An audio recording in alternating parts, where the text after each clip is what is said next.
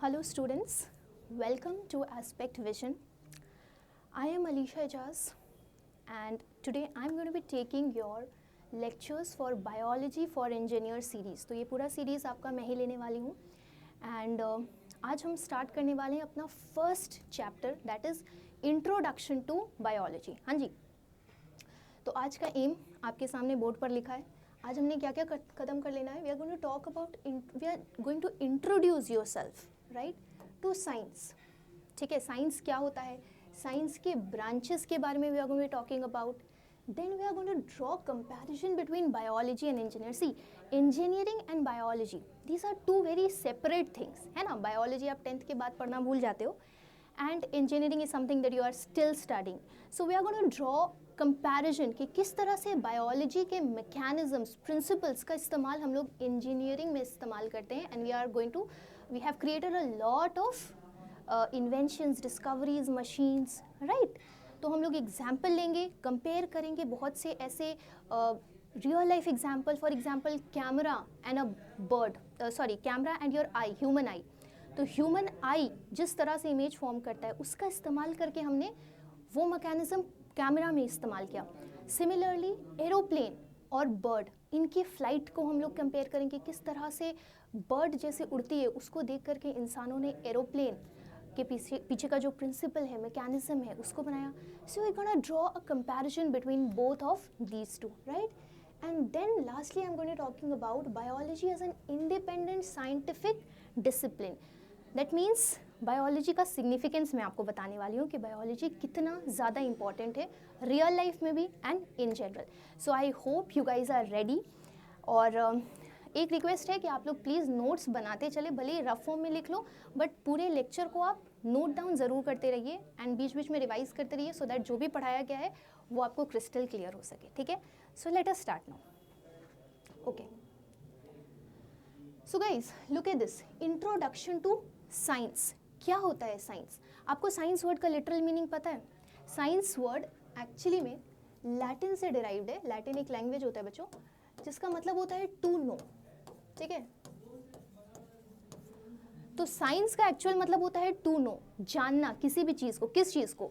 To unravel the mysteries of universe. Universe में इतनी सारी मिस्ट्रीज हैं, उनको जानना, उनके बारे में समझना, उनके बारे में पढ़ना is what is science. And हम सब साइंस बैकग्राउंड से हैं. So what is science? It implies the knowledge, हाँ जी, understanding and implementation of phenomenon occurring in the universe, right? of the phenomena occurring in the universe relevant to human beings. देखो यार, universe में हर वक्त कुछ ना कुछ फेनोमेना होते रहता है. ठीक है, और उन सारी चीज़ों का नॉलेज रखना, अंडरस्टैंडिंग रखना एंड मोस्ट इंपॉर्टेंट बच्चों उसको इम्प्लीमेंट करना इज़ व्हाट इज़ साइंस. ठीक है, और हम उन्हीं फेनोमेना को डिस्कस करते हैं जो ह्यूमन वेलफेयर के लिए, ह्यूमन डेवलपमेंट के लिए इंपॉर्टेंट है. बाकी तो इतने सारे फेनोमेना यूनिवर्स में होते रहते हैं but we are going to discuss only those phenomena which is obviously important for the human welfare, जिससे कुछ उन्नति हो सके, कुछ तरक्की हो सके इंसानियत की. ठीक है, वही हम साइंस में डिस्कस करते हैं. Apart from this it is learned through experiments and observations. ये इंपॉर्टेंट है कि साइंस में आप ऑब्जर्व करते हो एंड एक्सपेरिमेंट्स करते हो इन अ पर्टिकुलर एरिया और branch of scientific study such as biology, physics, chemistry और मैथमेटिक्स और any other branch of the natural and physical science. तो आई होप आप लोगों को क्लियर हो गया होगा कि साइंस क्या है. आपको याद रखना है, साइंस में we are more interested in knowledge, understanding and implementation of what? Of the knowledge which is important to human welfare. I hope that's clear, right? अब ब्रांचेस ऑफ साइंस बच्चों ये आपको पता होगी, बड़ी बेसिक सी बात है. कौन कौन से ब्रांचेस है साइंस के? Physics, chemistry, biology and your maths, right. Physics में what do we study? Physics is all about the study of force and energy. Physics में यू स्टडी अबाउट नेचर. ठीक है, you unravel the mysteries of nature. Force की बात करते हैं हम, energy की बात करते हैं, लॉज ऑफ मोशन की बात करते हैं. अब तो फिजिक्स का एक नया ब्रांच आ चुका है विच इज़ मोर साइंटिस्ट को बड़ा इंट्रोड्यूस किया हुआ है. And what is that? That is nuclear physics, जिसमें आप एटम के अंदर, न्यूक्लियस के अंदर जाके देखते हो वहाँ की दुनिया which is all together a different world. ठीक है, तो वो ये सब किस में आता है? फिजिक्स में आता है. केमिस्ट्री में स्टडी ऑफ मैटर, मैटर बोले तो आप एटम्स एंड मॉलिक्यूल्स की पढ़ाई करते हो। हर मैटर एटम्स एंड मॉलिक्यूल से बना हुआ है, उनके बीच के इंटरेक्शंस, बॉन्ड्स की हम लोग बात करते हैं, ठीक है। एटम्स, मॉलिक्यूल्स, बॉन्ड्स, ये सारी बातें आप किस में करते हो? केमिस्ट्री में करते हो। मैथमेटिक्स क्या है यार? Mathematics is said to be the language of physics. अगर आपको फिजिक्स अच्छे से समझनी है तो आपको मैथ्स आपकी स्ट्रांग होनी चाहिए, because maths is ultimately the language of physics, ठीक है। तो जो भी फिजिक्स में डिस्कवरीज एंड ऑल होती रहती हैं, उनको कैलकुलेशंस, उनके डेरिवेशंस, वो सब मैथ्स में, मैथ्स का ही हिस्सा है, ठीक है। तो अगर आपको अपनी फिजिक्स अच्छे से जाननी है, नेचर को अच्छे से समझना है, तो you have to have a good grip on mathematics also, right? So it's all about derivations and calculations. And lastly, which is my niche, that is biology. Biology का literal meaning होता है, तोड़ो इसको, biology. Bio word का मतलब होता है life. Bio word आया है bios से, देखो मैंने इसको यहाँ लिखा हुआ भी है, बच्चों bios का मतलब होता है life और लॉजी का मतलब होता है स्टडी। तो किसी भी चीज़ में आप लॉजी वर्ड लगा देते हो, मतलब आप उसकी पढ़ाई कर रहे हो। तो biology is what? Study of life, study of living organisms is what is biology, ठीक है। तो आप इमेजिन करो, ये इतना इंटरेस्टिंग सब्जेक्ट है। You guys, I know you are studying it for mainly for the purpose of your exam, but still अगर आप इस प्रोसेस में सीखते हो बायोलॉजी के बारे में, तो I think nothing is much better than that, right? It's a very beautiful subject biology, जिसमें आप लाइफ के बारे में पढ़ते हो। आप इस वक्त भी अपने कमरे में बैठे हो and you are surrounded with thousand and millions of life. Do you even realize that? आप बोले कि मैं तो इस कमरे में अकेले खड़ा हूँ या खड़ी हूँ, मेरे को कैसे पता चलेगा कितने लाइफ है? No, you cannot look, but you know आपके आसपास अभी भी thousands of micro organisms, thousands of bacteria, virus, जो माइक्रोस्कोपिक ऑर्गेनिज्म है वो आपके चारों तरफ सराउंडेड है। So every moment you are surrounded with life, and सबसे बड़ी लाइफ तो आप खुद हैं। ह्यूमन बॉडी की स्टडी अपने आप में एक बहुत ज़्यादा ही कॉम्प्लिकेटेड और important and most importantly interesting science है, ठीक है। तो बायोलॉजी मैंने बता दिया, study of life, and I hope कि आप इसको बहुत ही इंटरेस्ट के साथ पढ़ें, ठीक है। आगे बढ़ते हैं। अब क्या है ये इंपॉर्टेंट लाइन, अब जो मैं इसको बताने वाली हूँ, ऑल दीज ब्रांचेज, अभी हमने 3 ब्रांचेस पढ़े, physics, chemistry and biology and maths also.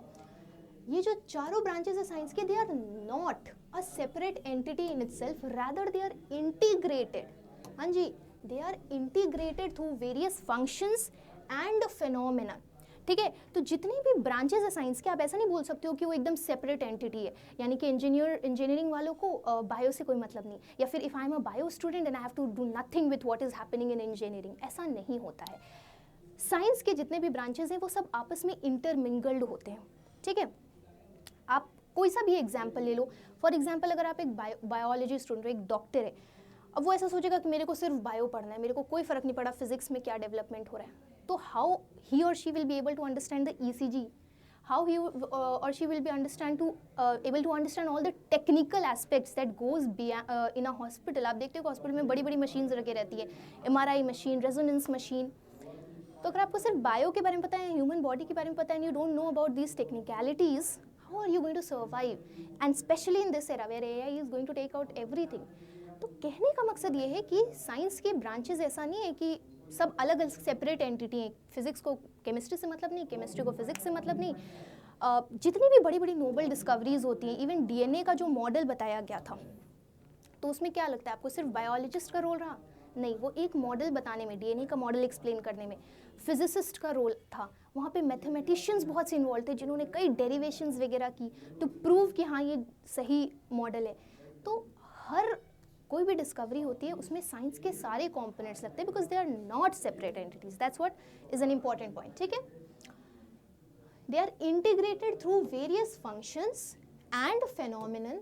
For example in biology, अब देखो बायोलॉजी का एग्जाम्पल लेके यहाँ समझाया गया है कि किस तरह से बायोलॉजी में सिर्फ बायो का रोल नहीं है, फिजिक्स, केमिस्ट्री, इवन मैथ्स का भी रोल है, ठीक है। कैसे? इन बायोलॉजी बेसिक यूनिट क्या होता है बच्चों? Basic unit of life cell, ये तो जूनियर क्लासेस में पढ़ा है कि cell is the basic unit of life, and cell itself contains many types of chemicals and enzymes to produce energy, ठीक है। तो सेल में लगातार कुछ ना कुछ ऐसे मेटाबॉलिक रिएक्शंस होते रहते हैं, ठीक है। आप खाना खाते हो वो ग्लूकोज में कन्वर्ट होता है, और ग्लूकोज से फाइनली एटीपी बनने तक का जो सफ़र है ये थ्रू आउट कितने सारे इसमें केमिकल्स और एंजाइम्स लगते हैं, ठीक है। ग्लाइकोलिसिस का स्टेप होता है, हालांकि ये सब आपको डिटेल में पढ़ना है, डिटेल में नहीं पढ़ना है क्योंकि you guys are obviously engineers, but अगर आप मेडिकल फील्ड या बायोलॉजी में पढ़ते हैं तो आपको पता होता है कि ग्लाइकोलिसिस से एटीपी बनने तक का process it's such a huge hectic and chemically mediated process, बहुत से एंजाइम्स लगते हैं, ठीक है। तो ऐसा तो नहीं आप बोल सकते हो कि बायोलॉजी है तो यहाँ केमिस्ट्री का कोई रोल नहीं है, डेफिनेटली रोल है, ठीक है। तो chemicals and enzymes to produce energy and other functions and the various functions like growth, movement, they involve mathematical calculations, ठीक है। ग्रोथ, मूवमेंट, ये सब में हम लोग मैथमेटिकल कैलकुलेशंस, डेरिवेशंस का इस्तेमाल भी करते हैं। Now we understand that there is interlining of various branches of science, यानी कि जो चारों ब्रांचेस है साइंस की वो अलग अलग नहीं है। और इसका एग्जांपल अगर आपसे कोई पूछे तो please give the example of a cell. Cell जो आपका बेसिक यूनिट ऑफ लाइफ है, उसमें बहुत सारे रिएक्शंस हो रहे हैं एक सिंपल ग्लूकोज को एटीपी में कन्वर्ट होने के लिए, तो केमिस्ट्री का वहाँ रोल हो गया, ग्रोथ हो गया, इन सारी चीज़ों के बारे में जब आप बात करते हो, ग्रोथ, मूवमेंट, तो वहाँ पर आप उसको एक्सप्लेन करने के लिए मैथमेटिकल कैलकुलेशंस एंड डेरिवेशंस का इस्तेमाल करते हो। So is biology a separate entity? नहीं, देख रहे हो कितना इंटरमिंगल्ड है। ऑलराइट, अब देखो, तो ये बेसिक इंट्रोडक्शन था बायोलॉजी से। अब मैं आपको बताने जा रही हूँ बच्चों comparison between biology and engineering. तो मैं आपको दो एग्जाम्पल दूंगी जिससे मैं आपको कंपेयर करके बताऊंगी इंजीनियरिंग और बायोलॉजी, किस तरह से बायोलॉजी के कॉन्सेप्ट का, मैकेनिज्म का, प्रिंसिपल्स का इस्तेमाल हमने इंजीनियरिंग में किया और मशीन्स और पता नहीं क्या क्या बनाए। The first example is your comparison between camera and human eye, ठीक है। ह्यूमन आई भी इमेज फॉर्म करता है, कैमरा भी इमेज फॉर्म करता है। किस तरह से ह्यूमन आई के पीछे का जो कॉन्सेप्ट है, मैकेनिज्म है, उसका इस्तेमाल किया हमने कैमरा बिल्ड करने में, ठीक है। तो इसको मैं एक्सप्लेन करूंगी। इससे पहले I want you guys to look at a video first, ठीक है। मैं आपको एक वीडियो दिखाऊंगी जिससे आप ह्यूमन आई क्लास 10th में पढ़ाया जाता है, तो आई डोंट नो अगर आपको अभी याद है या नहीं, but I will make sure कि एक वीडियो आपको मैं प्ले कर रही हूँ, उसमें ह्यूमन आई की वर्किंग बहुत अच्छे तरीके से समझाई गई है। सो आप प्लीज़ उस वीडियो को थोड़ा ध्यान से देखो और समझने की कोशिश करो कि ह्यूमन आई किस तरह से काम करता है। बेसिक स्ट्रक्चर्स रिवाइज करवा देते हैं और उसके बाद फिर मैं आपको कंपेयर करके बताऊंगी between the camera and human eye, ठीक है। सो let me show the video. all right guys, so be careful and look at this video first. ध्यान से सुनिए। बेसिक स्ट्रक्चर ह्यूमन आई का सबको याद है, ठीक है। मैं आपको फिर भी एक बार रिवाइज करवा देती हूँ। जो ह्यूमन आई है वो स्फेरिकल इन शेप होता है, हमारा eye ball spherical in shape होता है, आपको बहुत 1/3 हिस्सा ही दिखाई पड़ता है। अगर फॉर एग्जांपल आई, किसी के आई बॉल को मैं पॉप आउट करके निकालूं तो वो एक स्फेरिकल इन शेप आएगा, ठीक है, स्फीयर शेप का आएगा। ये जो वाइट हिस्सा आपको दिखता है बच्चों, यहाँ पर मैं आपको बताती हूँ, this one, look at this, ये जो वाइट हिस्सा आपको दिख रहा है क्या है, इसको स्क्लेरा कहते हैं, ठीक है। और स्क्लेरा के आगे जो एक ट्रांसपेरेंट सा कवर है जो आपके आइरिस और प्यूपिल को कवर किया है, वो कॉर्निया होता है, ठीक है। आइरिस सबको पता है क्या होता है, जो ब्लैक पोर्शन मेरे आंखों का है, दैट इज योर आइरिस। जो हम कहते हैं ना किसी की आंखें ब्राउन कलर की होती हैं, किसी की ब्लू कलर की होती है, different colour of the eyes, वो कलर किसका होता है, वो एक्चुअल में आइरिस का कलर होता है, ठीक है। और आइरिस के बीचों बीच एक छोटा सा अपर्चर आपको दिखाई पड़ेगा, दैट इज योर प्यूपिल, ठीक है। प्यूपिल वो अपर्चर है जिसके थ्रू लाइट एंटर करेगा आपके आंखों के अंदर, ठीक है। उसके बाद आपको लाइट जब एंटर किया प्यूपिल से तो फिर लाइट कहाँ जाएगा बच्चों, लाइट जाएगा आपके लेंस पे। लेंस पे सारी लाइट रेज कन्वर्ज होंगी और लेंस आपका फोकस करेगा सारी लाइट रेज को behind the screen, that is your retina. And retina is the place जहाँ पे इमेज फॉर्म होता है। याद रखना है कि आप जो कुछ भी देखते हो रेटिना में उसका इन्वर्टेड इमेज फॉर्म होता है और फिर वो इमेज का सारा इंफॉर्मेशन ऑप्टिक नर्व कैरी करके आपके ब्रेन तक ले जाता है और ब्रेन में उस चीज़ का इरेक्ट इमेज यानी सीधा इमेज बन जाता है और फिर आप उस चीज़ को देख लेते हो। तो ये मैंने बेसिक थोड़ा ऊपर से आपको बता दिया, अभी मैं उसको डिटेल में भी एक्सप्लेन करूंगी। आप पहले इस वीडियो को देखो, ठीक है। तो सबको क्लियर हो गया, sclera, cornea, iris, प्यूपिल and retina, ये 5 बहुत इंपॉर्टेंट स्ट्रक्चर हैं आपके आइज के। तो look at this video now. To the eyes through the cornea, Wait. which is also called. Yes. Light passes into ये the देखिए, eyes through the cornea, which is also called windows of the eyes, and then through anterior chamber, into the pupils, the round opening in the center of the iris. The iris, which are a flat, color, ring-shaped membrane behind the cornea of the eyes, may dilate or constrict. देख लो बच्चों, ये iris है और iris के बीच में जो छोटा सा अपर्चर है वो क्या है, वो प्यूपिल है। प्यूपिल के थ्रू ही लाइट आपका अंदर एंटर करता है आइरिस के, ठीक है। और आइरिस जो है ना वो कॉन्ट्रैक्ट और रिलैक्स करता रहता है। मतलब आइरिस अल्टीमेटली डिसाइड करेगा कि कितना लाइट आपकी आंखों में जा रहा है। जैसे मान लो कि आप किसी कम लाइट वाली रूम में एंटर करते हो, ठीक है, जहाँ पे लाइट थोड़ा कम है, तो आपका आइरिस क्या करेगा, डायलेट हो जाएगा, प्यूपिल को डायलेट कर देगा ताकि ज़्यादा से ज़्यादा लाइट आपके आइस के अंदर एंटर कर सके। जो भी लाइट है, मोर लाइट कैन एंटर, ठीक है। और मान लो आप किसी ऐसे रूम में जाते हो जहाँ बहुत सारा लाइट है, ठीक है, तो आइरिस क्या करेगा, प्यूपिल को कंस्ट्रिक्ट कर देगा ताकि लिमिटेड अमाउंट ऑफ लाइट ही आपके आइस के अंदर जाए, बहुत थोड़ा सा लाइट आपके आइस के अंदर जाए, ठीक है। तो आइरिस क्या कर रहा है, प्यूपिल के साइज को कंट्रोल कर रहा है and it is also controlling the amount of light entering the ice, ठीक है। प्यूपिल के थ्रू कितना लाइट एंटर कर रहा है आइस में, ये कौन कंट्रोल कर रहा है अल्टीमेटली बच्चों, ये कंट्रोल कर रहा है आपका आइरिस। तो इस सिग्निफिकेंस है आइरिस का। और ये देखो प्यूपिल के थ्रू लाइट अंदर क्या है। तो मैं थोड़ा फ्रेम से बाहर जाती हूँ ताकि आप इस वीडियो को अच्छे से देख सको। Determine how much light gets to the lens. Then, the lens moves light through the clear cavity called the vitreous and focuses it on the retina. The retina then converts this light energy into electrical impulses and pass. अब देख रहे हो बच्चों, retina में कितने सारे blood vessels हैं, ये सब आपको दिख रहे हैं, ये आपका रेटिना है। रेटिना में बहुत से ब्लड वेसल्स होते हैं, बहुत सी नर्व्स होती हैं, और सबसे इंपॉर्टेंट नर्व जो है वो कौन सी होती है, आपकी ऑप्टिक नर्व, जो अल्टीमेटली सारा इंफॉर्मेशन ब्रेन को ले जाएगी। ब्रेन जब प्रोसेस कर पाएगा तब आप उस चीज़ का इमेज देख सकते हो, ठीक है। सो दिस इज योर रेटिना, जहाँ पे इमेज फॉर्म होगा। तो ये क्वेश्चन भी पूछ सकते हैं कि आखिर इमेज बनता कहाँ है ह्यूमन आई में, तो रेटिना में बनता है, ठीक है। Retina is the screen where image is formed. It through the optic nerve, also called the second cranial nerve. These impulses then travel through the optic nerve into the primary visual cortex, which is located in the most posterior portion of the brain's occipital lobe. While it may sound like a lengthy process, but takes only about 13 milliseconds.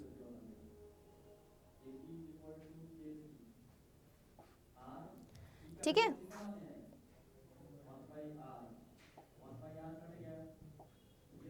So I hope eyes किस तरह से काम करती हैं, eyes का working आपको clear हो गया होगा। लाइट जो भी है सबसे पहले वो कॉर्निया से हो करके आइरिस से होते हुए प्यूपिल से होते हुए लेंस के पास जाती है। लेंस क्या करता है, यहाँ पे एक और डायग्राम है, मैं आपको और अच्छे से एक्सप्लेन करती हूँ। Look at this, okay,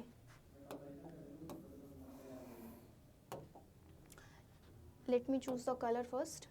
okay, चलो येलो ही ठीक है, ठीक है। ये देखो, ये आपका ह्यूमन आई है। आई बॉल मैंने बताया था, आपका आई स्फेरिकल शेप का होता है। तो आप इमेजिन करो कि आप आई निकाल दिए हो किसी का और इस तरह से साइड व्यू देख रहे हो, ठीक है, आंखों का साइड व्यू देख रहे हो। सो सबसे बाहर आप देखो, ये जो है ये प्यूपिल है, ठीक है। प्यूपिल के थ्रू लाइट एंटर करता है हमारी आंखों में, और प्यूपिल का साइज कौन कंट्रोल करता है, आइरिस कंट्रोल करता है, भूला नहीं है, ठीक है। अपार्ट ये देखो आइरिस भी, ये जो पिंक स्ट्रक्चर आप देख रहे हो ये आइरिस है, और ये जो अपर्चर है, अपर्चर बोले तो छेद जो है, होल जिसके थ्रू लाइट एंटर करेगा, वो आपका प्यूपिल है। दिस इज योर लेंस बच्चों, ठीक है। लाइट प्यूपिल से एंटर करके कहाँ जाएगा, लेंस में जाएगा। लेंस में सारी लाइट रेज को कन्वर्ज कर देगा और फोकस कर देगा यहाँ पे आपके रेटिना में। तो ये जो आप देख रहे हो, this one is your retina guys, look at this one is your retina, ठीक है। और एक और स्ट्रक्चर यहाँ दिख रहा है आपको, कोरॉइड। कोरॉइड क्या होता है, ये देखो, ये ब्लू वाला कोरॉइड क्या होता है, ये ब्लड वेसल्स का नेटवर्क होता है बेसिकली, जो कि आपके आंखों के पीछे प्रेजेंट होता है, ठीक है। इसका मेन रोल ये होता है कि कोरॉइड जो है वो बहुत सी लाइट को एब्जॉर्ब कर लेता है ताकि रिफ्लेक्शन बहुत ज़्यादा ना हो, ठीक है। अगर आई सरफेस पे बहुत ज़्यादा बच्चों रिफ्लेक्शन होगा तो what will happen, it will empire your vision ना, वो विजन के साथ हैम्पर कर देगा, साफ दिखाई नहीं देगा। तो कोरॉइड का ये रोल है। Choroid is what, it is actually blood vessels, ठीक है, ब्लड वेसल्स बिहाइंड योर आई, जो कि बहुत सारा रिफ्लेक्शन नहीं होने देता है, लिमिट्स रिफ्लेक्शन, ताकि आपका विजन इंपेयर ना हो सके। तो ये आपका बेसिक स्ट्रक्चर मैंने ह्यूमन आई का बता दिया। वो वीडियो भी आप दोबारा चाहो तो आप उसको रिप्ले करके देख सकते हो। बहुत आपका क्रिस्टल क्लियर कंसेप्ट हो जाएगा कि आई का स्ट्रक्चर्स क्या क्या है, बेसिक स्ट्रक्चर है। इसमें और भी डिटेल में लोग जा सकते हैं, बट इतना आपके लेवल पे जानना सही रहेगा। और वर्किंग किस तरह से होता है इसका। अब मैं क्या करती हूँ कि अब मैं आपको कंपेयर करके बताती हूँ कि ह्यूमन आई और जो कैमरा आपको नज़र आ रहा है इसमें कितनी सिमिलैरिटीज़ हैं। बाद में लोग डिफरेंसेस में भी बात करेंगे, क्योंकि अल्टीमेटली आपको पता चलेगा कि human I is far better than the camera. ठीक है, अच्छे से अच्छी कंपनी का कैमरा ले लो, लेकिन जो ज़बरदस्त चीज़ आपकी ह्यूमन आई है ना, वो किसी कैमरा किसी मैनमेड चीज़ में नहीं है। And that's when you will actually appreciate nature, appreciate God, right, and obviously the gift eye that has been given to you, right. तो बच्चों अब ध्यान से सुनो, कैमरा के साथ मैं कंपेयर करूँ। मैंने आपको बताया कि ह्यूमन आईज में प्यूपिल एक स्ट्रक्चर होता है, ठीक है, जो कि अपर्चर होता है जिसके थ्रू लाइट एंटर करता है। अपर्चर बोले तो होल। इसी तरह से कैमरा में भी, let me use different colour here, let us use red, okay. तो इस तरह से कैमरा में भी बच्चों एक अपर्चर होता है जिसके थ्रू लाइट आपका एंटर करता है कैमरा के अंदर। ठीक है भाई, लाइट एंटर करेगा तभी तो इमेज फॉर्म होगा, अदरवाइज इमेज फॉर्म नहीं हो पाएगा। तो ये अपर्चर किसके होमोलोगस है, आप कह सकते हो किसका काम कर रहा है। जो काम ह्यूमन आई में प्यूपिल कर रहा है वो काम आपके कैमरा में अपर्चर कर रहा है। ठीक है, उसी तरह से ये जो आइरिस है बच्चों, इसके होमोलोगस है कैमरा में डायफ्राम। आइरिस क्या कर रहा था, iris was controlling the amount of light entering the human आई। तो डायफ्राम भी वही काम करेगा, it will control the amount of light entering into the camera. अगर बहुत ज़्यादा लाइट है तो वो अपर्चर को कम कर देगा, कम लाइट है तो अपर्चर बढ़ जाएगा। ठीक है, इसके अलावा लेंस तो ह्यूमन आई में भी है और कैमरा में भी है। अपार्ट फ्रॉम दिस बच्चों, film, now this is important, look at this. Film is homologous to your retina. ठीक है, जैसे ह्यूमन आई में रेटिना में इमेज फॉर्म होता है, वैसे ही कैमरा में कहाँ इमेज फॉर्म होता है, फिल्म में इमेज फॉर्म होता है। एंड ये ब्लैक पेंट किसके होमोलोगस है, black paint it is homologous to choroid. Black colour क्यों यूज करते हैं, क्योंकि आपको पता होना चाहिए कि ब्लैक रिफ्लेक्शन को लिमिट करता है, इसीलिए हम लोग ब्लैक पेंट का इस्तेमाल करते हैं ताकि बहुत ज़्यादा रिफ्लेक्शन ना हो और हमें अच्छा इमेज फॉर्म बन के मिल सके। ठीक है, तो अगर आप एग्जाम में ये पिक्चर सिर्फ ड्रॉ कर देते हो और इस तरह से कंपेयर करके बता देते हो तो I think it will be a very scoring topic for you. ठीक है, तो बहुत ज़्यादा इसमें नहीं है। आईज के 5 आपको स्ट्रक्चर दिखाई दे रहे हैं, कैमरा के 5 स्ट्रक्चर दिखाई दे रहे हैं, कौन सा स्ट्रक्चर किसके कॉरेस्पॉन्डिंग है ये याद रख लो यार। प्यूपिल अपर्चर के कॉरेस्पॉन्डिंग है, आइरिस डायफ्राम के कॉरेस्पॉन्डिंग है, लेंस तो यहाँ पे भी लेंस वहाँ पे भी लेंस।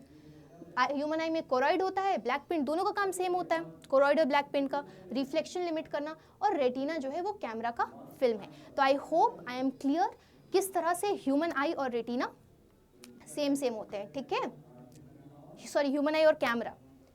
अब let us go to the next page. ये वीडियो मैंने आपको ऑलरेडी दिखा दिया है। चलो, similarities between camera and human eye. ठीक है, what are the similarities between camera and human आई।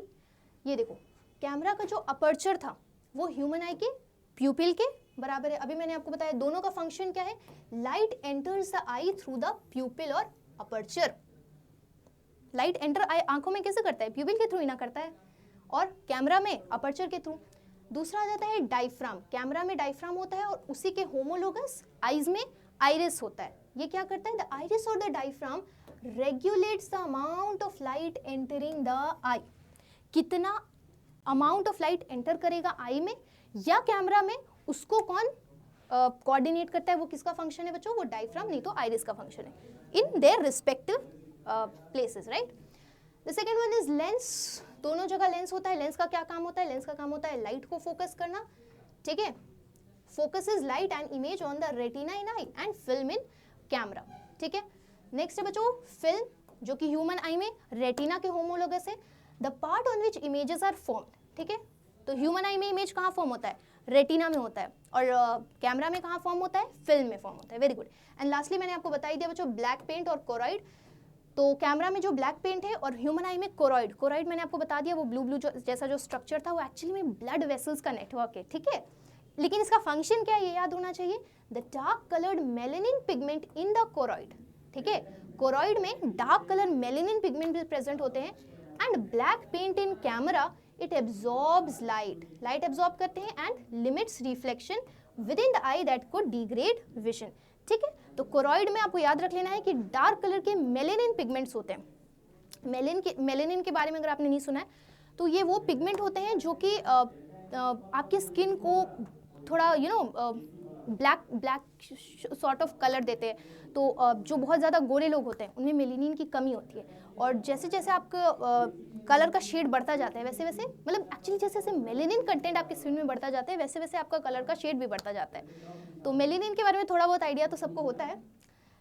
तो यानी कि कोरॉइड में भी मेलेनिन पिगमेंट्स होते हैं, बट मेन फंक्शन क्या है बच्चों, कोरॉइड हो चाहे ब्लैक पिंड हो, मेन फंक्शन क्या है कि ये आपकी लाइट को एब्जॉर्ब करते हैं और रिफ्लेक्शन लिमिट करते हैं ताकि विजन खराब ना हो आपका। तो ये सिमिलैरिटीज थे कैमरा और ह्यूमन आई की, ठीक है। अब मैं आपको बताने जा रही हूँ डिफरेंसेस, क्या क्या डिफरेंसेस है। ये डिफरेंस जब पढ़ोगे ना तब समझ में आएगा कि ह्यूमन आई कितना is the best camera in the world. No camera can ever beat your human eye, and because we are gifted to it, free में मिल गया तो we don't appreciate the gift of God, ठीक है। तो अब देखो ध्यान से, कैमरा जो है बच्चों, कैमरा का जो फोकल लेंथ होता है ना वो फिक्स होता है, वो चेंज नहीं हो सकता है, जितना कैमरा का फोकल लेंथ है सो है।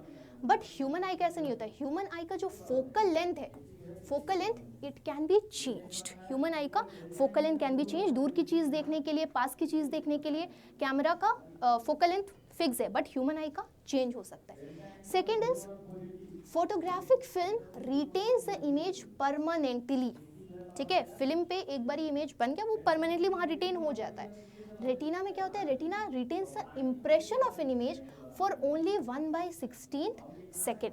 रेटिना में कोई भी इमेज फॉर्म होता है वो कितने देर के लिए रहता है, परमानेंटली नहीं रहता है, वो सिर्फ 1/16 of a second, you understand, 1/16 of a second, यानी एक सेकेंड का 1/16 पार्ट तक के लिए वो इमेज सिर्फ तुम्हारे रेटिना में रहेगा, उसके बाद नहीं। और अभी जो मैंने तुमको वीडियो दिखाया था जिसमें पूरा प्रोसेस एक्सप्लेन हुआ था, किस तरह से लाइट एंटर कर रहा है, इमेज फॉर्म हो रहा है, उसमें भी अगर आपने गौर से सुना होगा तो कितना कम टाइम लगता है, 1/30 या 1/13 सेकेंड कुछ इस टाइप का लगता है। मतलब एक सेकेंड का भी कितना कम फ्रैक्शन में इमेज बना भी, ब्रेन तक गया भी, आपने उसको परसीव भी कर लिया, ठीक है। तो इतना फास्ट है आपका ह्यूमन आई।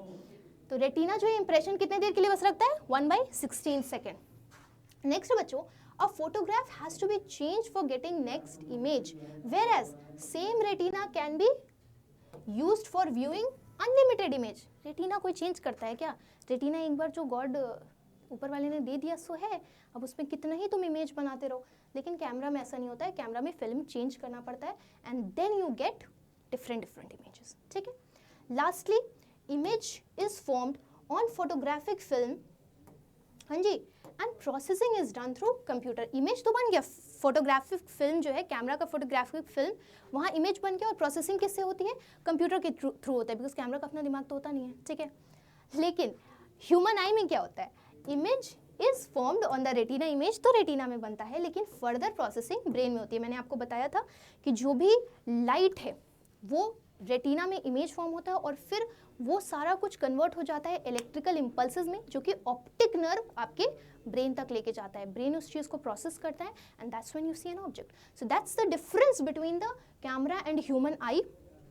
कैमरा का focal length fixed, human eye का फोकल लेंथ चेंज हो सकता है। कैमरा का फोटोग्राफिक फिल्म इमेज को परमानेंटली रिटेन करता है, बट रेटिना में ऐसा नहीं होता है। रेटिना में इमेज सिर्फ 1/16 सेकेंड तक के लिए फॉर्म होता है, फिर vanish, that's it. Photographic film आप बार बार चेंज करो तब दूसरी इमेज मिलेगी। एक ही रेटिना पे हजारों इमेज ले लो, हजारों करोड़, जब तक जिंदा हो जितना इमेज लेना है ले लो।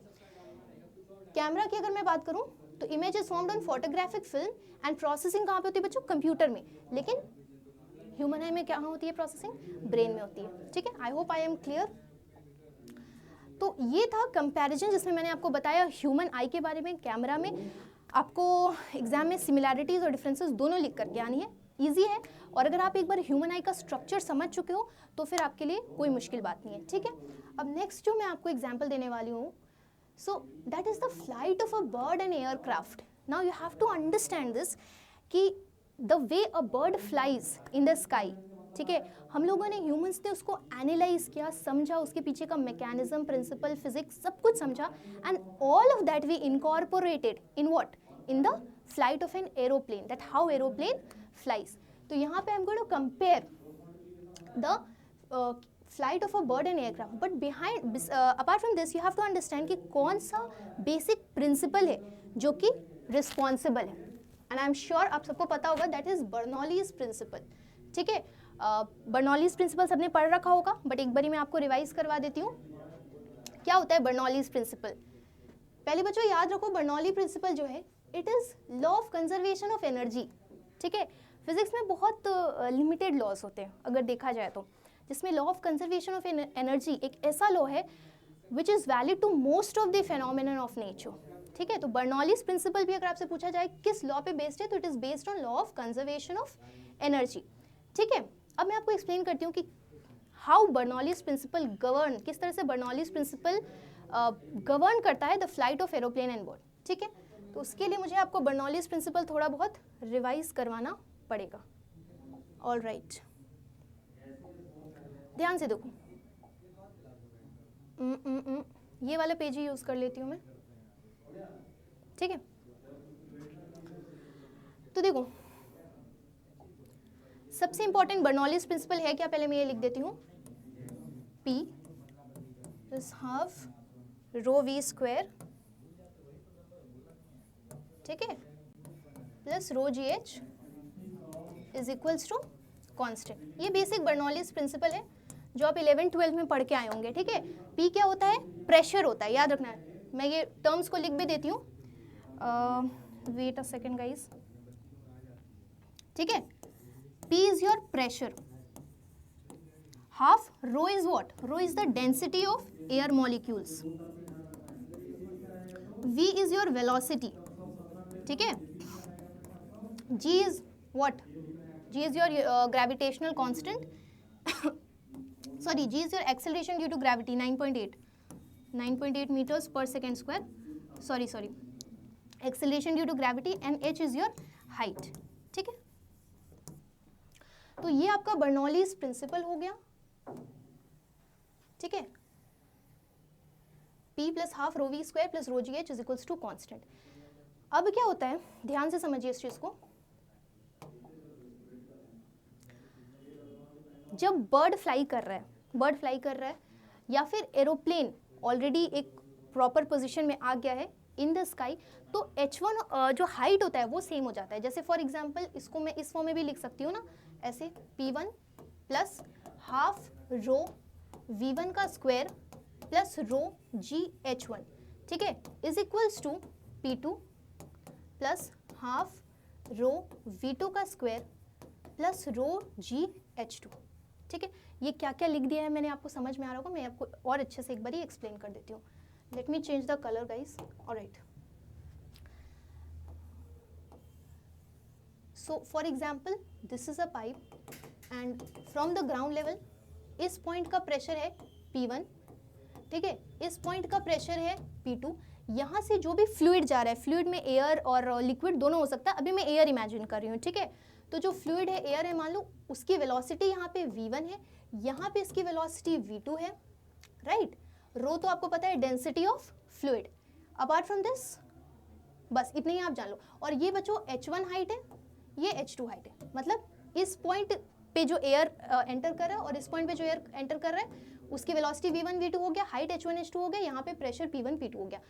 अब इस तरह के सिस्टम के लिए बर्नौलीज प्रिंसिपल, ये वाला आपको फॉर्मूला याद रखना होगा कि जो P1 है, P1 इस पॉइंट का प्रेशर है प्लस हाफ रो V1 का स्क्वायर, रो क्या है, डेंसिटी ऑफ एयर है या डेंसिटी ऑफ फ्लूइड है, अभी मैं एयर मान के चल रही हूँ। ठीक है, V1 क्या है गाइस, अच्छा मैं फ्रेम से बाहर आ जा रही हूँ, so let me be here. ठीक है, तो half rho V1 is the velocity of air at this particular point, और रो जी H1 ये हाइट है। सिमिलरली यहाँ पे P2 इस पॉइंट का प्रेशर है, V2 यहाँ पे एयर की वेलोसिटी है और H2 यहाँ का हाइट है।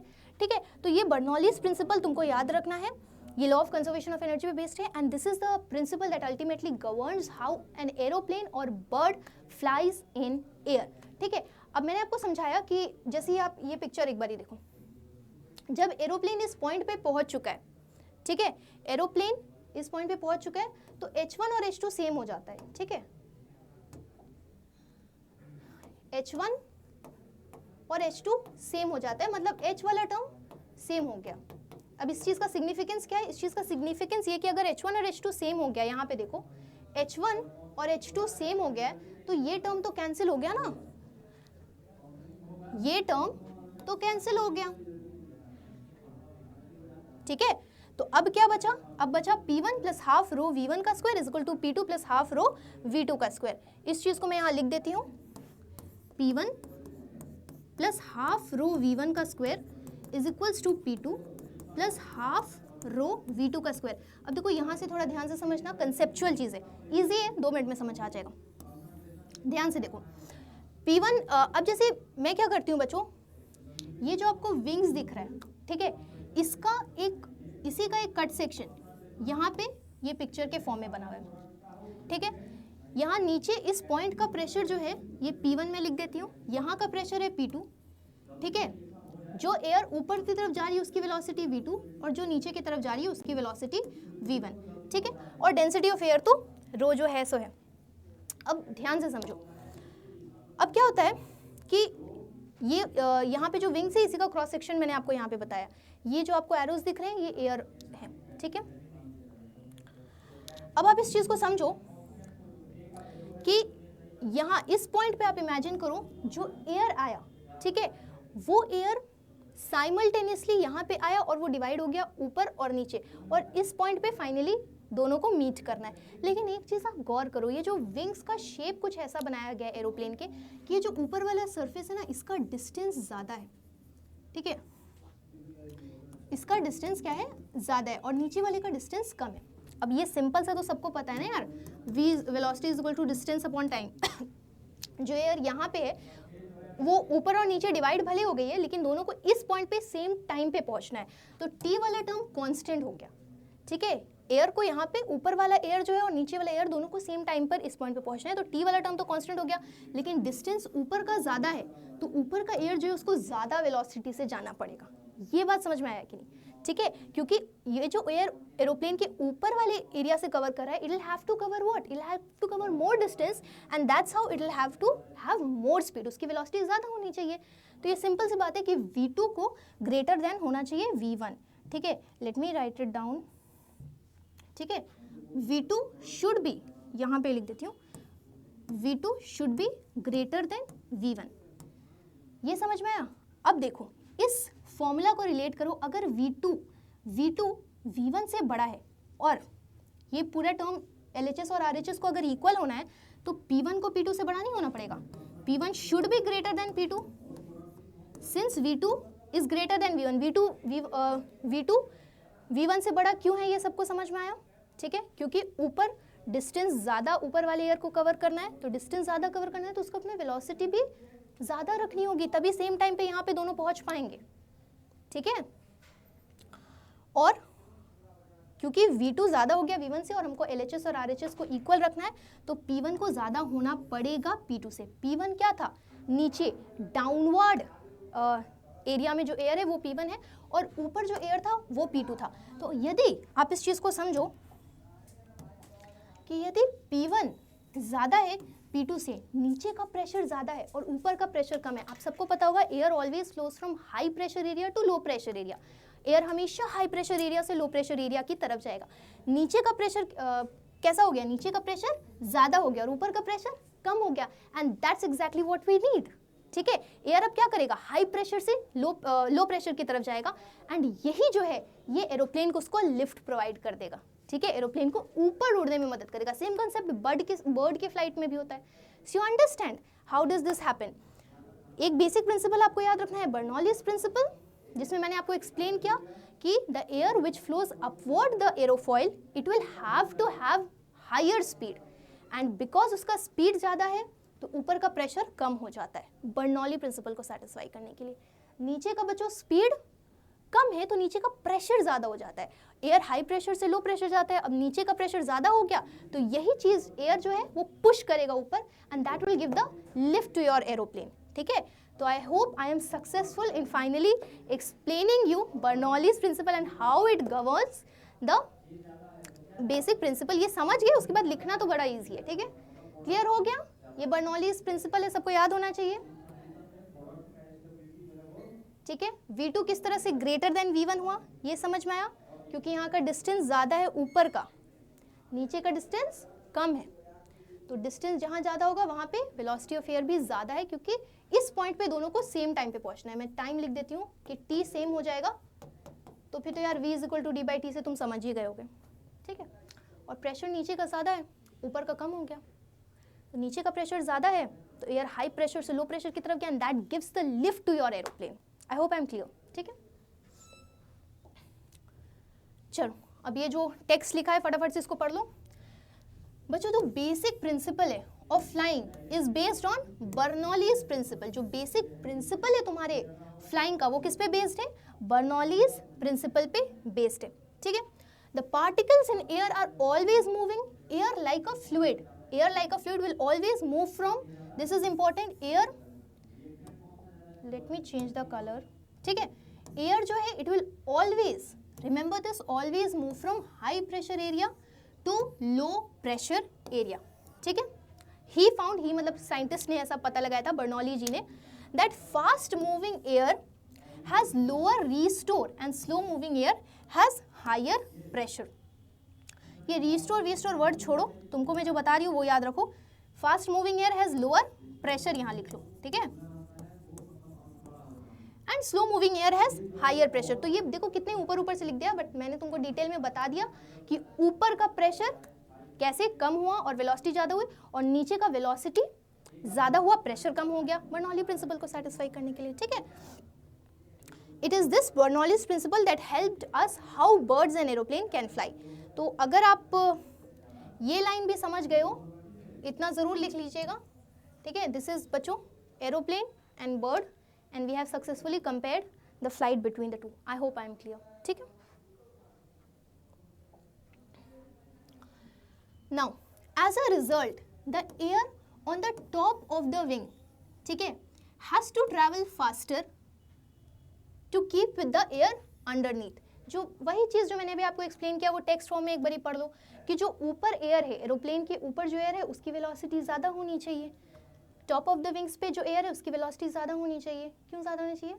क्योंकि टॉप ऑफ द विंग्स का डिस्टेंस ज़्यादा है और दोनों को सेम टाइप पे पहुंचना है, to keep up with the air underneath. ठीक है, now this creates a low pressure area on the top of the wing. Top of the wing पे एयर की वेलोसिटी ज़्यादा तो प्रेशर कम, इतना भी याद रखो तो चलेगा. And high pressure area on the bottom, नीचे पे प्रेशर कम हो जाता है. ठीक है, now the difference of pressures, ये जो डिफरेंस प्रेशर का हुआ on the surface of the wings creates lift. This is important, this word is very important. Creates lift, the upward force that keeps planes and birds aloft. मतलब keeps birds and planes moving in the air. ठीक है, clear हो गया सबको? चलिए अब देखो 3-4 terms है जो तुमको पता होनी चाहिए. लिफ्ट मैंने अभी बताया, लिफ्ट क्या होता है? Lift is the upward force. ठीक है, जो एरोप्लेन या बर्ड किसी को भी मिलता है, किसके थ्रू मिलता है? क्योंकि नीचे से जो कम प्रेशर, ज़्यादा प्रेशर वाला एरिया है वो ऊपर की तरफ पुश होता है towards the low pressure area, और वो पुश की वजह से, अपवर्ड पुश की वजह से लिफ्ट मिल जाता है, और जो एरोप्लेन है, बर्ड है, वो ऊपर की तरफ मूव करने लगता है. ठीक है, सो लिफ्ट इज द फोर्स. ये टर्म्स आपको एक्सप्लेन करने आ सकते हैं, या फिर अगर आप इसको आंसर्स में लिखोगे तो definitely score much better. The force that pushes upward created by movement of air over and under the wings. ठीक है, या आप ऐसा भी लिख सकते हो, created due to pressure difference. Pressure difference between air upward and beneath the wings. ठीक है, क्लियर है? किसकी वजह से लिफ्ट लग रहा है? Due to pressure difference between the air beneath the wings and above the wings. नीचे हाई प्रेशर, ऊपर low pressure, and that gives the upward force, that is your lift to the aeroplanes. The second one guys is your drag. Drag is kind of a friction, आप ऐसा समझ सकते हो. Drag क्या होता है? The force on air pressing against the bird. ठीक है, the force on air pressing against the bird and slowing them down. ठीक है, तो ऑब्वियसली बर्ड हो चाहे आपका एरोप्लेन हो, एयर है तो वो फ्रिक्शन लगाएगा. दैट फ्रिक्शन जिसके वजह से एरोप्लेन हो गया या बर्ड हो गया, एरोप्लेन का तो खैर स्पीड उतना, क्योंकि वो that is totally guided by the engine, but birds के केस में बर्ड को ड्रैग जो है वो एयर फ्रिक्शन वो उनको रेजिस्ट करता है, उनको आगे जाने नहीं देता. जैसे आप भी सिंपल चलते हो तो जो फ्रिक्शन है वो क्या करता है? आपके मोशन को अपोज करता है. वैसे एयर में फ्रिक्शन का नाम ड्रैग पड़ गया, कोई नई चीज़ नहीं है. समझ रहे हो, the force of air pressing against the bird, bird अगर इस डायरेक्शन में जा रही है तो ड्रैग ऑपोजिट डायरेक्शन में लगेगा, and slowing them down. Clear है, this is your drag. Now thrust क्या है बच्चों, थ्रस्ट आप सबको पता है, that is a perpendicular force that moves the bird forward causing when a bird flaps it wings. तो आपको ये चीज़ याद रखना है कि बर्ड के जो मसल्स होते हैं ना वो बड़े स्ट्रांग होते हैं, ठीक है। तो जब वो अपने स्ट्रांग मसल्स की मदद से अपने विंग्स को फ्लैप करती है तो उसको आगे की तरफ अपवर्ड एक फोर्स मिलता है, एक पुश मिलता है, दैट इज योर थ्रस्ट, ठीक है। नेक्स्ट क्या है बच्चों, प्रोपल्जन। प्रोपल्जन क्या होता है, it means to push forward और drive any object forward. A propulsion system is a machine that produces thrust. तो एरोप्लेन में तो प्रॉपर प्रोपेलर्स लगे होते हैं जो प्रोपल्शन देता है और एरोप्लेन को आगे की तरफ मूव करने में मदद करता है, बट बर्ड्स में ये सब काम कौन करेगा, उसके मसल्स ही करेंगे प्रोपल्शन का काम, ठीक है। न्यूटन थर्ड लॉ, अब इसका यहाँ पे क्या रोल है, न्यूटन्स थर्ड लॉ, ये देखो न्यूटन थर्ड लॉ सबको पता है, for every action there is an equal and opposite reaction, and action and reaction are what, they are pair of forces, ठीक है। तो थ्रस्ट जो है it often comes from muscles और इंजन्स। एरोप्लेन के केस में थ्रस्ट इंजन की मदद से आता है, और बर्ड्स के केस में जो थ्रस्ट है बच्चों वो मसल्स की वजह से आता है। तो अब इस चीज़ को समझो, अभी मैंने आपको बताया था थ्रस्ट के बारे में। थ्रस्ट क्या होता है, अपवर्ड फोर्स होता है जो बर्ड को कैसे मिलता है, due to flapping of its wing. अब आप इस चीज़ को समझो, जब बर्ड अपनी विंग्स को फ्लैप कर रही है तो डाउन स्ट्रोक और अप स्ट्रोक कर रही है। बर्ड जब डाउन स्ट्रोक कर रही है तो अपने पीछे के एयर को पीछे की तरफ पुश कर रही है, और न्यूटन के थर्ड लॉ से क्या होता है कि एयर बदले में उसको वापस आगे की तरफ पुश देगा, जिसको हम अपवर्ड थ्रस्ट कहते हैं। तो यहाँ पे न्यूटन थर्ड लॉ का रोल आ गया कि न्यूटन थर्ड लॉ जो है it is guiding the thrust that a bird is getting, right. तो ये सारी चीजें हो गई। अब आगे देखते हैं बच्चों, characteristics of birds that help them to keep their weight low. Bird की एरोप्लेन में तो बहुत सारा खैर इंजीनियरिंग और मैकेनिज्म लगता है जिसकी वजह से एरोप्लेन फ्लाई कर पाता है, बट बर्ड्स के केस में what are the biological God की तरफ से क्या ऐसा सिस्टम बनाया गया है कि बर्ड इतनी ईजिली फ्लो कर लेती है। एक तो उसका वजन बहुत कम होता है, लाइट वेट फेदर्स उसमें होते हैं, इसके अलावा न्यूमैटिक बोन्स, ये इंपॉर्टेंट टर्म है, शायद आपने पहली बार इस वर्ड को सुना होगा। न्यूमैटिक बोन्स क्या होते हैं बच्चों, hollow bones with air cavities inside them, ठीक है। हमारे बोन्स में क्या होता है, हमारे बोन्स के अंदर बोन मैरो होता है और भी बहुत सी चीज़ें बोन्स के अंदर होती है, जिसकी वजह से हमारा बोन काफ़ी स्ट्रॉन्ग होता है, काफ़ी हाई वेट होता है। बर्ड्स के केस में बर्ड्स की जो हड्डियाँ होती हैं ना, बोन्स होती हैं, वो हॉलो होती हैं, अंदर खोखला होता है, सिर्फ एयर कैविटी होता है। तो आप समझो इस चीज़ से क्या होता है, बर्ड्स को उनका वेट लो रह पाता है और वो एयर में इजीली कर पाती है। तो pneumatic bones it's an important point. अगर आपसे पूछे न्यूमैटिक बोन्स किसका कैरेक्टरिस्टिक है, तो ये बर्ड्स का कैरेक्टरिस्टिक है, सिर्फ उन्हीं में ये मिलता है। और न्यूमैटिक बोन्स होता क्या है, simple bones which are hollow, they are nothing inside them except for the air cavities, right. The next is the strong muscles.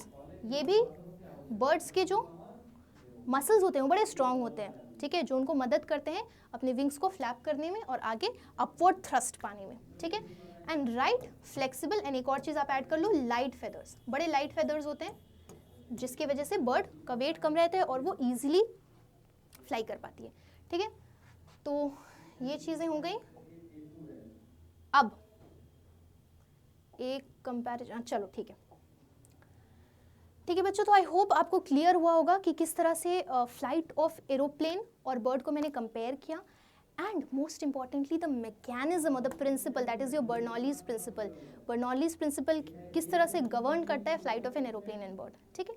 अब let us see the comparison between flying of aeroplane and birds. इसको भी एक बार पढ़ लो, सब तुम्हारा पढ़ा हुआ है, एक बार मैं तुमको रिवाइज करवा देती हूँ, ठीक है। देखो बच्चों, फंक्शन यहाँ लिखा है part of aeroplane, part of bird, यानी कि बर्ड में कौन सा एरोप्लेन में कौन सा पार्ट वो फंक्शन कर रहा है और बर्ड में कौन सा पार्ट वो फंक्शन कर रहा है। तो एक second, wait a second guys,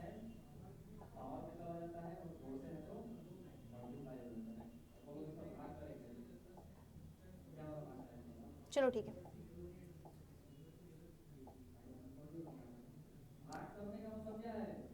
एक चीज़ यहाँ पर मैं तुमको समझा देती हूँ।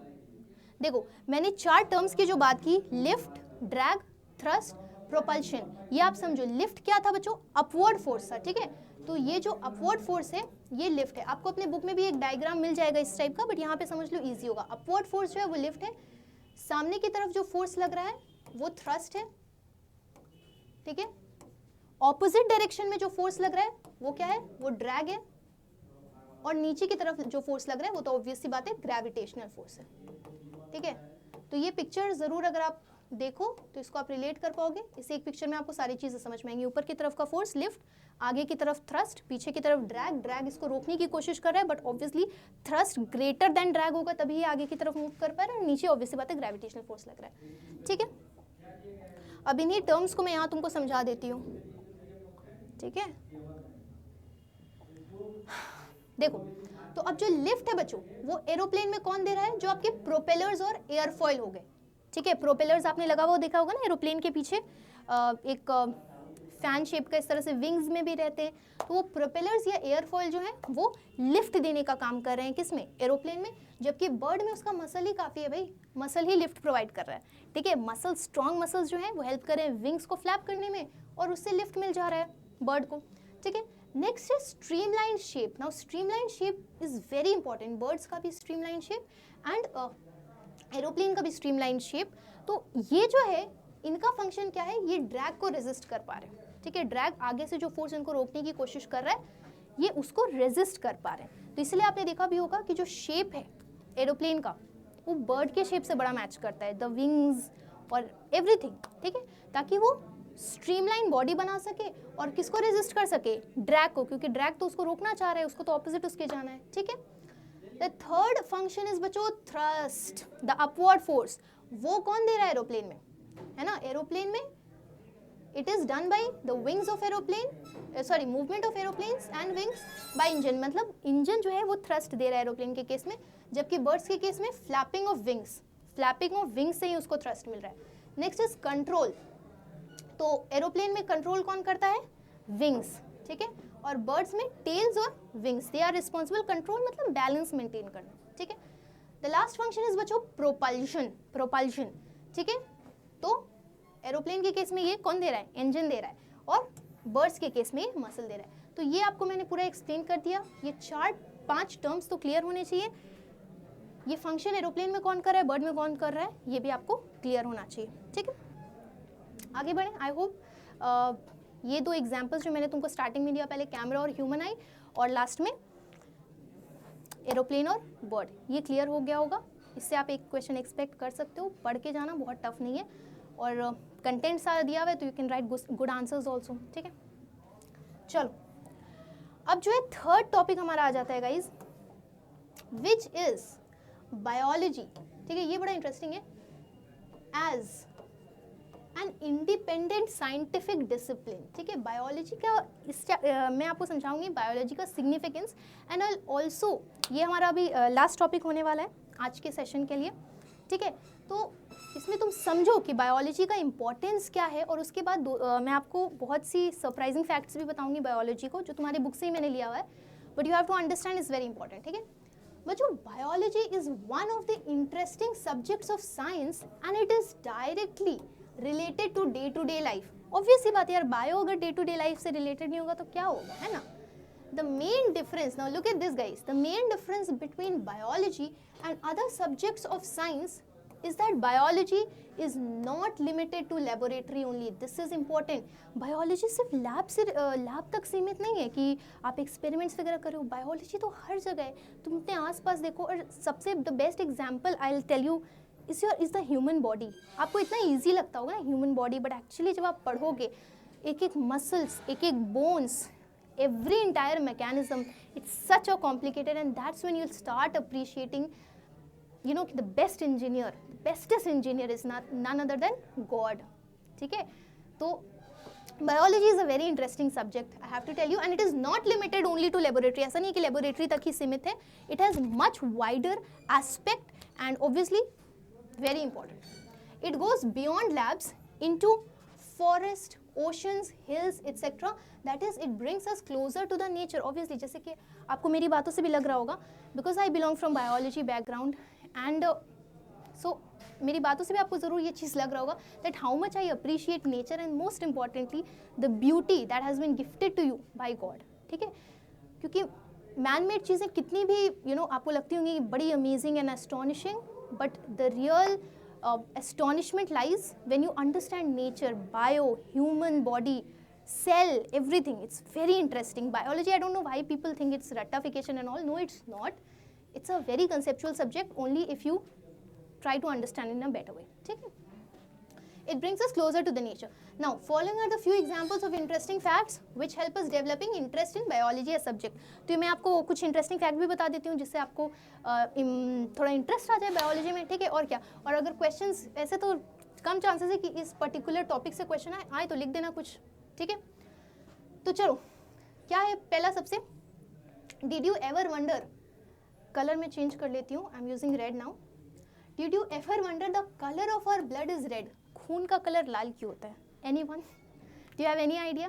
Okay, so guys the answer is the iron present in our blood, it forms a ring, ठीक है, forms a ring of atoms called porphyrin. The shape of this structure produces red color. तो guys तुम्हारा जो blood है, blood में red blood cells होते हैं, ठीक है। रेड ब्लड सेल्स ही एक्चुअली रिस्पॉन्सिबल है तुम्हारे ब्लड के रेड कलर के लिए।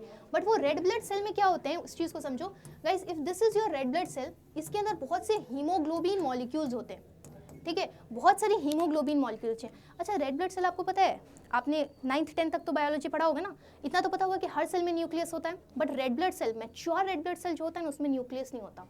सो this is a new fact जो शायद आज आपको पता चला होगा कि जो मैच्योर आरबीसीज होते हैं उनमें न्यूक्लियस नहीं होता है। और ऐसा क्यों करता है रेड ब्लड सेल? आपका रेड ब्लड सेल जो है ना, वो न्यूक्लियस जब वो डेवलप कर रहा होता है आरबीसी, उस टाइम पे उसमें न्यूक्लियस होता है। बट जब वो मैच्योर होता है तो वो न्यूक्लियस को एक्सपेल आउट कर देता है सेल से। क्यों? ताकि वो ज़्यादा से ज़्यादा हीमोग्लोबिन अकोमोडेट कर सके।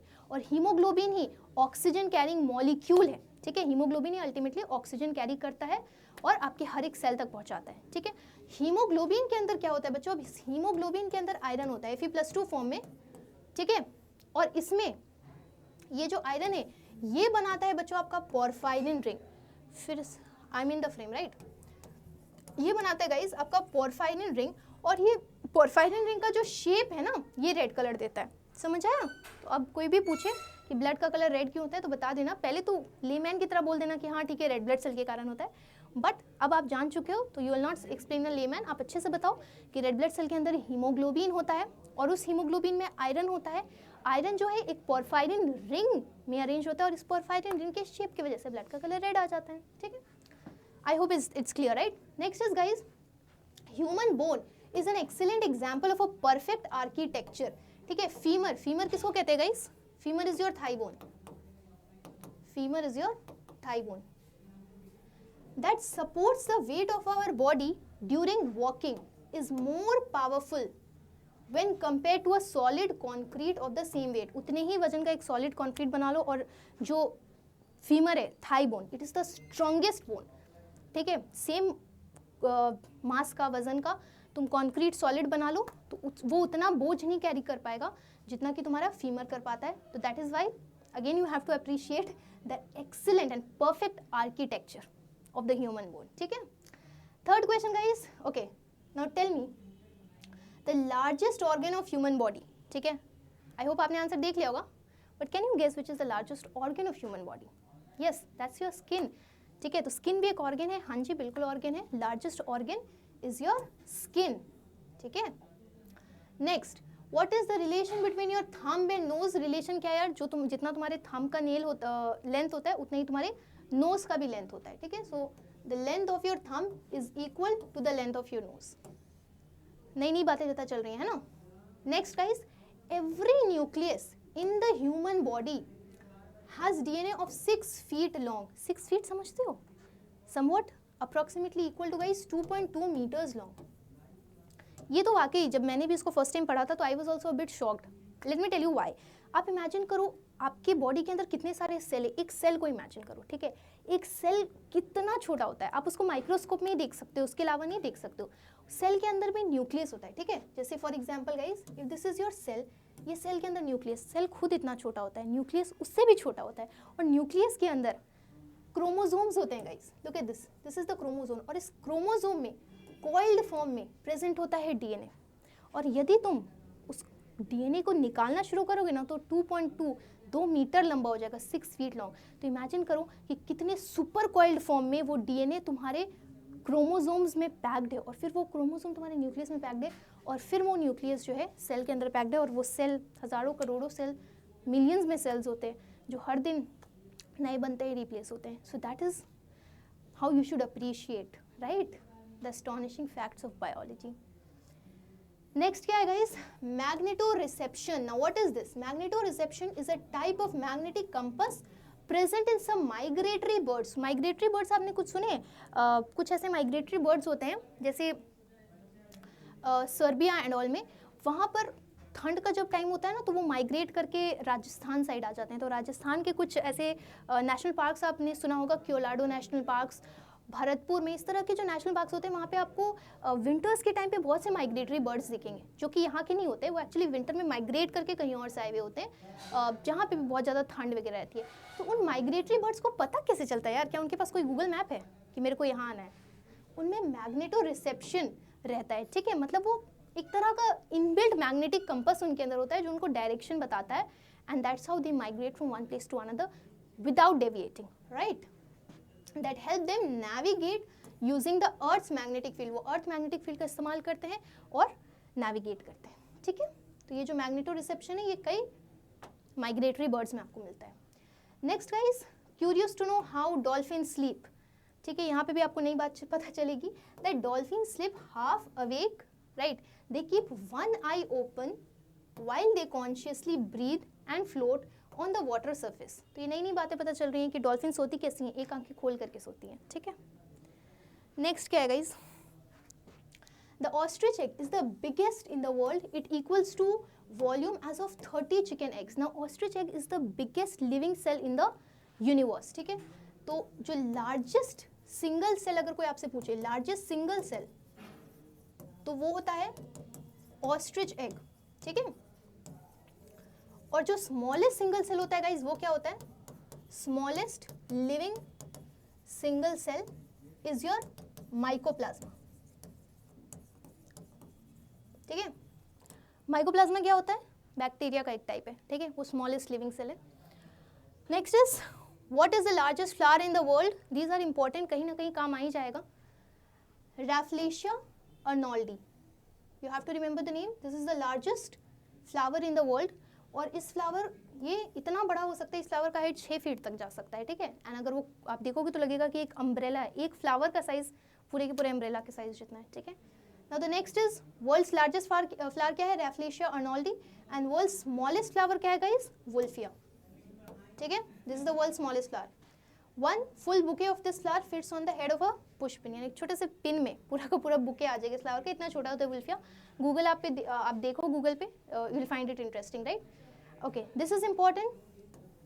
आर्माडिलोज spend 80% of their life asleep. Now ये भी एक एनिमल है, थोड़ा बहुत दिखने में चूहा जैसा लगता है, चूहा होता नहीं है। आर्माडिलोज जो कि 80% ऑफ द टाइम सोते ही रहते हैं, बट इसको सोना नहीं, इट्स एक्चुअली कॉल्ड हाइबरनेशन, ठीक है। ये बहुत से एनिमल्स करते हैं ताकि वो टाइम में स्केप कर सके, क्योंकि उनके पास इतना एनर्जी स्टोर नहीं होता है, कंजर्व नहीं होता है, तो अपना एनर्जी सेव करने के लिए वो हाइबरनेटिंग मोड में जाते हैं, जिसमें सबसे बेस्ट एग्जांपल में आर्माडिलोज, जितनी जिंदगी उसमें 80% टाइम ये सोता रहता है, right. What is next guys? How do ants eat? Ants can not chew their food, they move their jaws sideways like scissors to extract the juices from the fish, ठीक है। तो वो च्यू नहीं कर पाते हैं, वो जूसेस को एक्सट्रैक्ट करते हैं। In sea horse is the male give birth to young one, this is also a new fact for you. And do you know humans nose and ears जो है, इंसान के नाक और कान, they do not stop growing, they grow throughout their lifetime, right. So guys this was it for today. I hope आज का class आपको समझ में आया होगा अच्छी तरीके से, एंड जो कुछ भी पढ़ाया गया, हालांकि आज बहुत सारा कंटेंट नहीं कवर हुआ है बिकॉज आज एकदम इंट्रोडक्शन था, बहुत बेसिक था। कल के लेक्चर से एंड उसके बाद जो नेक्स्ट यूनिट आपका स्टार्ट होने वाला है उसमें और भी बहुत सारे इम्पॉर्टेंट टॉपिक्स हम लोग डिस्कस करेंगे, तब ज़्यादा आपको इंटरेस्ट भी आएगा। आज भी मैंने पूरी कोशिश की कि आप थोड़ा बहुत रिलेट कर सकें। दो सबसे इंपॉर्टेंट केस मैंने आपको बताया, बर्नौली वाला एरोप्लेन एंड बर्ड, और दूसरा केस था कैमरा एंड आई वाला। तो इनको आपको अपने जहन में रखना है। और मैं एक्सपेक्ट कर रही हूँ कि मैं जो भी पढ़ा रही हूँ आप उसको नोट डाउन करो, भले ही रफ फॉर्म में करो, बिकॉज तभी आप क्लास में कंसंट्रेट हो सकोगे। ऑनलाइन क्लास में it's very important to not be distracted. तो प्लीज़ थोड़ा बहुत नोट करते जाओ। And I will meet you in the next class. Till then take care and revise करके आइएगा नेक्स्ट क्लास में। बाय।